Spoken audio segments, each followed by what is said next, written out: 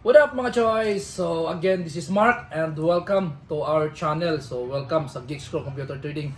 And today, gipadad-an ta is a care package from Silverstone, Philippines. So gipadad-an ta og bag-o nila nga case which is kining Sogo series nila is dugay na ni. So way back 2011 sa ahinte pa ko diri sa Silverstone sa una. Naana nila hang Sogo. So naabtan ako before is Sogo 1, 2 and 3, pero dili itong Sogo sa Sanshanko ha. So Sogo nga case. So karon abot na gyud sila og Sogo 17. So far for the last 10 years is ang kanang ang kuan sa Silverstone is ang ilahang development sa ilahang, especially sa ilahang case is so far is very quite impressive ang ilahang kuan, ang pag-enhance nila. So at the same time wala nila giwala ang ilahang like normal nila nga design na kanang very minimalist good when it comes to Silverstone. So minimalist yung kanila mga case. So rare kayo ang Silverstone mo mag-release og design sa ilahang case na daghan kayong mga aesthetics. So normally usara gyud nakalinya ilaha mao ginay Silverstone. So mao ginay murag makaana ka nga inikakita nimo sa case makaana gyud dadso nga Silverstone na. So now daghang salamat kay Silverstone Philippines ang silahang distributor diri sa Pilipinas nga taga Sibura. So sa padala ni. So Sogo 17. So mao ni ang case. So premium cube shape chassis with exceptional component. So mao nila ang case. So brown box lang siya. And sa presyo ni wala pa koy idea pila, pero micro ATX to ITX ni nga case. So di ba? So the good thing with this case good mga choy is kuha na siya micro ATX pero full scale, full length sa imong GPU 4090 pwede kayo. So up to 400 mm ang iyahang masakto nga kining GPU. At the same time ang iyasang power supply kay pwede full ATX ya, pwede ka mag ITX, pwede I mean SFX niya, pwede sa ka mag full ATX. So PS2. So mao ni iyahang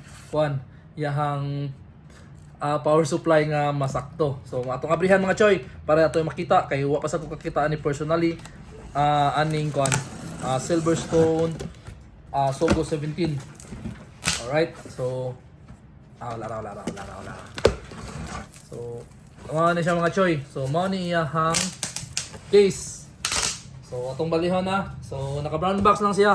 So very basic ra kayo ang iyahang box. Alright, so mao ni ang Sogo 17. So mao na siya mga choy. So mao ni ang case. Then itong balihon. Alright. So ang material ani niya na ay plastic, na ay metal, at the same time nasa siya ay aluminum. So mix na siya ang iyahang. Alright, so mauni ang iyahang case. Alright, so naka-sodium plastic. Okay, so iyahang front panel maoy kining aluminum. Siguro mo yung aluminum. Okay, so wala siya tempered. So mao ni common sa Sogo nga series sa Silverstone, wala siya tempered. Now mo ni ang front panel. Okay, so testingan mi. Alright, dugaya mapaksi. Okay, nara. Naputol. Alright, so mo na siya. So aluminum siya ang iyahang finish at tubangan na iyahang logo sa Silverstone. So simple na kay na iyahang logo, way daghang igat-igat. So ang iyahang I/O ports na diri babaw. So power na duha ka USB 3.0. Unya na ay type C. So sa babaw amora siya mesh diri sa ibabaw kay diri ang fans. So kuan na siya mga choy, duha ka 360 nga rod ang compatible ani niya. So mao na siya, the same time napod diri para sa iyang airflow og diri pod sa kilid niya is full ang iyahang mesh nga type diri sa kilid niya. So pwede ni siya diri og 360 na rod, pwede sa diri sa ibabaw 360 ang rod. So atong abrihan para makita ninyo unsa iyahang kon Asa kita taog screwdriver kay murag gahi. So, nara mga choy. So, ato din pasalamatan ang gahatag sa tong screwdriver. So, anyway, mao na siya ato ang atong tantangan. So, para makita ninyo. So, sa liyo, 120 mm iyahang kuan kanang fan sad pwede.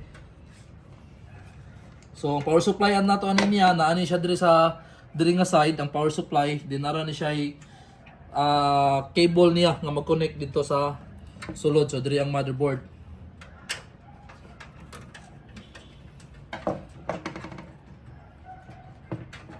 Alright, so meron na siya, tanawa. Okay, so meron na siya. Then so mo na siya, nanan siya ay free nga fans tulo ka buok. Nani siya basta Silverstone na agi na siya. So other side atong tangtangan so nagyan mo siya mesh. And kini sa diri nga side. So actually matangtang siya kung mabre siya tanan. So para mas mga symbol ta ani is mas easier, mas dali. Paday usa. So mao ni mga choy ang Sogo 17. Hotel Sogo 17. Alright, so ang tangtang nabaklas na siya tanan.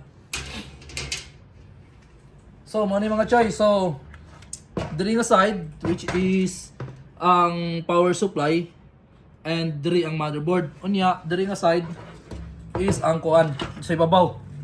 Diri ang orientation para sa imuhang excuse me. Ang imong orientation sa imong graphics card. So kung nani siya katas so up to 400 mm. So ang 4090 is around 340 mm ra ang iyang full nga length. So napa siya clearance. So full length kasi imong graphics card diri. So pwede ka magbutang diri og rod nimong 360 maigo pa siya. Especially kung magbutang sa kadri o kay since baga kay ang 4090 pwede nimo nitang tangon. So kung mag EIO lang ka nga 360, especially kung kini mo hang gamiton ang Silverstone nga Ice Gem 360, so pwede nimo siya diri nga side kini. Pwede po na siya butangan nimo og additional nga fans diri or kung diri nimo gamiton. So nakay option duha ka buok, ang diri nga side o ang sa top nga side para sa imuhang radiator kung mag-water cooling ka. So ang iyahang kuana ni storage, so pwede ka makabutang diri sa likod diri nga side. So pwede ka makabutang diri o kuan tulo ka 2.5 nga SSD or tulo ka 2.5 SSD or SSD or duha ka 2.5 ug usa ka 3.5.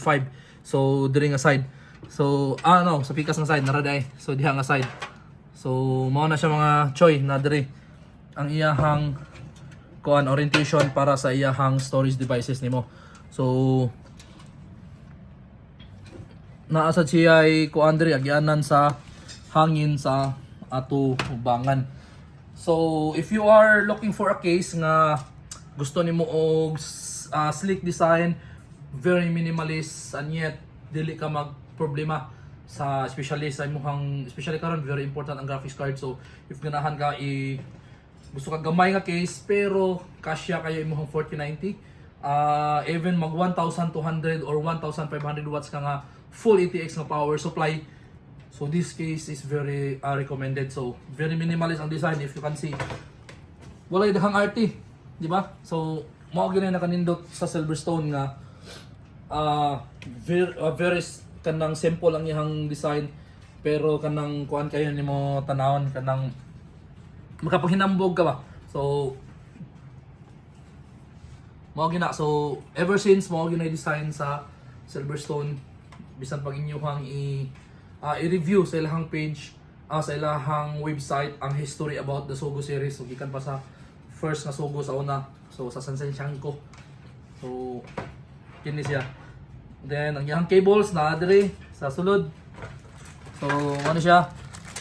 Iyang mga kable. So mag-connect nimo sa imong I/O port padong sa imong motherboard. So diri ang motherboard nya, diri sa pikas ang power supply, which is diri nimo i-connect imong power supply padong na siya diri sa likod. So mao na mga choy, na jud kanindot ang kuan Sogo 17, and I am very thankful to Silverstone Philippines kay first unit ninyo niabot diri gipadad-anta ni Silverstone para lang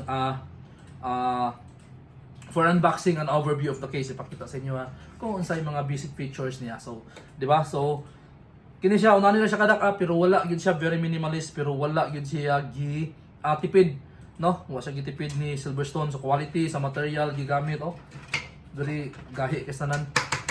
So, wa siya gitipid, at the same time ang iyahang wala sad na sacrifice ang airflow, which is very kuan kayo important yun ang airflow when it comes to the case, especially kung high end ang imuhang ibutang. So ITX man or micro ITX. So stay tuned mga choy kay the following days, so maybe next week ato mag-sample tag build ani. So gamitan na to ITX nga motherboard. So mao na siya, and hopefully na ay magpahuwam na to og at least 4090 or 4070 Ti na kuan kining GPU para matry gyud nato kung tinuod ba gyud up to 400 mm ang full length niya para sa iyahang GPU. So mo ni mga choy, ang atong usbon ang Sogo 17 ni Silverstone. So again, diri sa Pilipinas karon number 1 ng ilahang power supply. So that's it mga choy, and thank you for viewing, and please don't forget to like and share sa among mga page, kini nga page, and also ang Geekscrew Computer Trading, Geekscrew Danao. Please don't forget to like and share our pages. So always keep in mind that when it's good for gaming, then it's good, and it's good for everything else. See ya in the next video.